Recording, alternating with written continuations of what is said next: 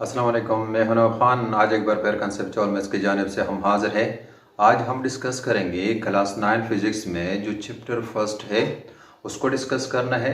तो chapter first में क्या है कि फिज़िकल क्वांटिटी एंड मेजरमेंट। अब इस चैप्टर में जितने भी टॉपिक्स है उसको हम इंशाल्लाह स्टेप बाय स्टेप डिस्कस करेंगे, लेकिन आज हमने डिस्कस करना है स्पेशली इंट्रोडक्शन टू फिज़िक्स कि एक इंसान फिज़िक्स तक सफ़र किस तरह तय करता है। तो इसके लिए आज क्या करना है, इसी टॉपिक को स्टार्ट करना है। तो फिज़िक्स तक सफ़र जो है, सबसे पहले इंसान की तख्लीक हुई, इन क्रिएशन ऑफ मैन। ये कुरान मजीद में भी अल्लाह ताला फरमाता है कि खलकल इंसान मिन अलक, यानी अल्लाह ताला ने इंसान को एक खून की लोथड़ी से पैदा किया। जब इंसान को एक खून की लोथड़ी से पैदा किया, फिर इंसान क्या हुआ, उसके जहन में मुख्तलिफ़ किस्म के क्वेश्चंस पैदा हुई। किस तरह क्वेश्चन थे कि फॉर एग्जांपल उसने देखा कि ये पहाड़ को देख लिए, ये इतनी सारी मिट्टी कहाँ से आई, किसने इसको जमा किया। इसी तरह डे एंड नाइट का जो कन्वर्जन है वो किस तरह होता है। इसी तरह जो सन है उसका तुलू होना या गुरूब होना वो किस तरह होता है। ये सब कुछ क्या है, उसके जहन में मुख्तलिफ़ किस्म के क्वेश्चन पैदा हो गए। अब उसी क्वेश्चंस के लिए इंसान ने ऑब्जर्वेशन स्टार्ट किया। तो ऑब्जर्वेशन में हमारे पास क्या है, जो 5 सेंसेस है उसको हम यूज़ करते हैं। कौन कौन से है, ये जो हमारे पास क्या है, बोर्ड पे भी लिखा हुआ है कि ये ऑब्जर्वेशन, इसमें क्या है, ये 5 सेंसेस है। इसमें सबसे पहला है साइट। साइट के लिए हम यूज़ करते हैं आई को। इस तरह दूसरा है स्मेल। स्मेल के लिए हम यूज़ करते हैं नोज़ को। इसी तरह थर्ड वन है हेयरिंग, है सुनना है, उसके लिए हम यूज़ करते हैं ईयर्स को। इसी तरह चौथी नंबर का है टेस्ट है, उसके लिए हम यूज़ करते हैं टांग को। पांचवी नंबर पर क्या है, ये हमारे पास टच है, किसी चीज़ को टच करना, उसके लिए हम यूज़ करते हैं स्किन, ख्वाह जहाँ पर भी हो। तो ये क्या है, 5 सेंसेस है। इससे हम जो नॉलेज गेन करते हैं उसको हम ऑब्जर्वेशन भी कहते हैं। लेकिन ऑब्जर्वेशन से जो नॉलेज हासिल होता है वो कंप्लीट नहीं होता है, एक्यूरेट नहीं है, प्रिसाइज नहीं होता है। अब उसी ऑब्जर्वेशन से जो नॉलेज हमारे पास आता है उसकी वेरिफिकेशन के लिए हम क्या करते हैं, एक्सपेरिमेंट करते हैं। तो इन दोनों से जो नॉलेज हासिल होता है उसी का नाम है साइंस।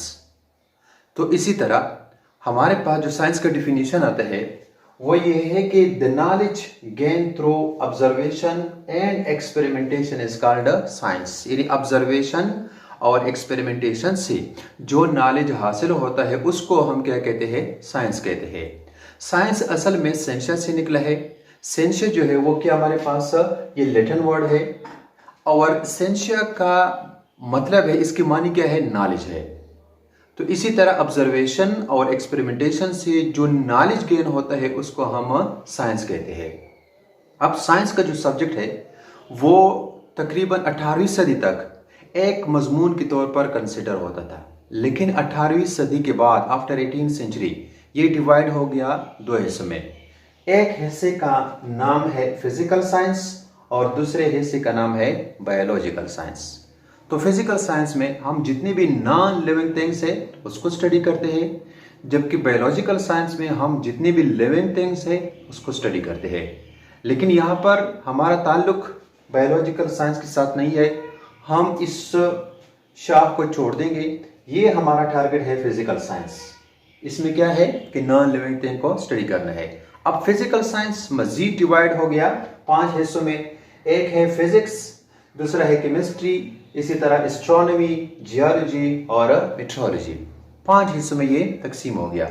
लेकिन दोबारा यह हमारा ताल्लुक मेट्रोलॉजी, जियोलॉजी, एस्ट्रोनॉमी और केमिस्ट्री के साथ भी नहीं है। हमारा ताल्लुक सिर्फ और सिर्फ फिजिक्स के साथ है।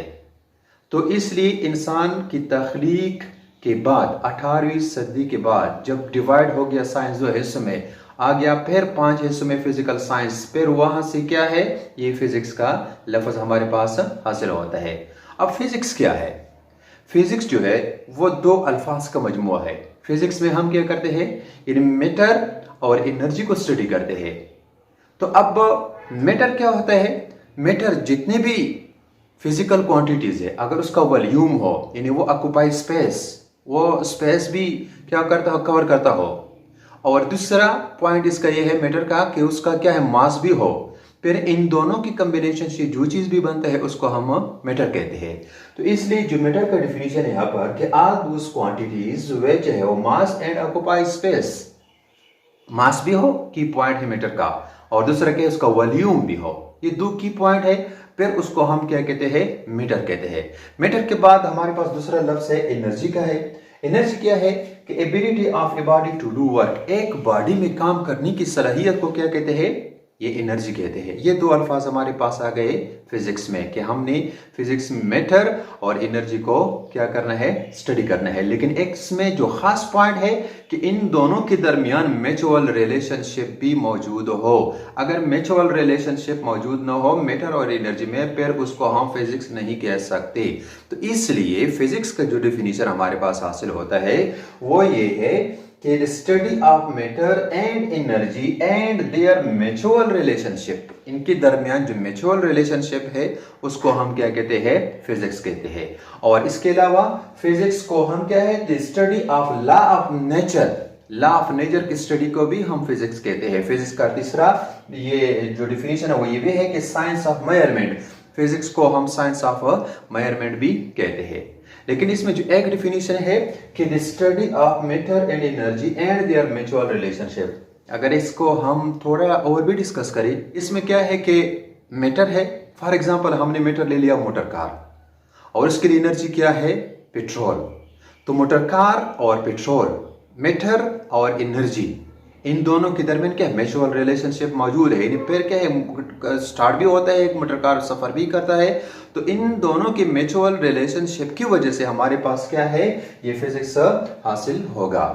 या फॉर एग्जांपल दूसरा एक, अगर हम एक वॉच को ले ले और इसके लिए क्या है, एक सेल है, तो वॉच मीटर है, सेल क्या है, इसके लिए हमारे पास एनर्जी है। इन दोनों के दरमियान म्यूचुअल रिलेशनशिप भी मौजूद है, इसलिए कि यहाँ पर हमारे पास फिजिक्स हासिल होता है। अगर हम मोटर कार ले ले और उसके लिए वॉच का सेल ले ले, तो फिर क्या है, एक तो मीटर है, दूसरा क्या एनर्जी है, लेकिन उन दोनों के दरमियान म्यूचुअल रिलेशनशिप नहीं है, इसलिए इसको हम फिजिक्स नहीं कह सकते। या अगर हम वॉच ले ले, घड़ी, और इसके लिए एनर्जी क्या, पेट्रोल ले ले, तो मैटर और एनर्जी के दरमियान म्यूचुअल रिलेशनशिप मौजूद नहीं है, इसलिए इसको हम फिजिक्स नहीं कह सकते। तो इसका मतलब ये हुआ कि मैटर और एनर्जी के दरमियान म्यूचुअल रिलेशनशिप का होना निहायत जरूरी है। अगर वो न हो तो फिर उसको हम फिजिक्स नहीं कह सकते। तो ये तो था इंट्रोडक्शन टू फिजिक्स। आज जो हमने डिस्कस किया कि एक इंसान फिजिक्स तक सफर किस तरह तय करता है, उसकी तख्लीक से, फिर क्या है ऑब्जर्वेशन, एक्सपेरिमेंटेशन, उन दोनों की कम्बिनेशन से क्या है जो नॉलेज गेन होता है उसको हम साइंस कहते हैं। साइंस जो है वो क्या है, हमारे पास ये लैटिन वर्ड है, सेंशिया से निकला है। सेंशिया का मतलब है नॉलेज। 18वीं सदी तक साइंस एक मजमून के तौर पर कंसिडर होता था, फिर 18वीं सदी के बाद दोबारा डिवाइड हो गया फिजिकल साइंस और बायोलॉजिकल साइंस में। फिजिकल साइंस में हम स्टडी करते हैं नॉन लिविंग थिंग्स को, जबकि बायोलॉजिकल साइंस में हम स्टडी करते हैं लिविंग थिंग्स को। दोबारा फिजिकल साइंस दोबारा डिवाइड हो गया 5 ब्रांचेस में, एक है फिजिक्स, दूसरा है केमिस्ट्री, और इसी तरह एस्ट्रोनॉमी, जियोलॉजी, मीटरोलॉजी। लेकिन हमारा ताल्लुक बाकी 4 के साथ नहीं है, हमने सिर्फ लेना है फिजिक्स को। अब फिजिक्स में क्या हम स्टडी करते हैं, मैटर और एनर्जी को स्टडी करते हैं, लेकिन उस मैटर और एनर्जी के दरमियान म्यूचुअल रिलेशनशिप का होना भी क्या है, जरूरी है, फिर हमारे पास फिजिक्स हासिल होता है। तो ये तो था इंट्रोडक्शन टू फिजिक्स, जिसको आज हमने डिस्कस किया। इंशाल्लाह इसी चैप्टर का जो दूसरा टॉपिक है वो क्या है, फिजिकल क्वांटिटीज है, उसको इंशाल्लाह हम डिटेल से डिस्कस करेंगे। तो तब तक के लिए इजाज़त दीजिए। ओके, खुदा हाफिज़।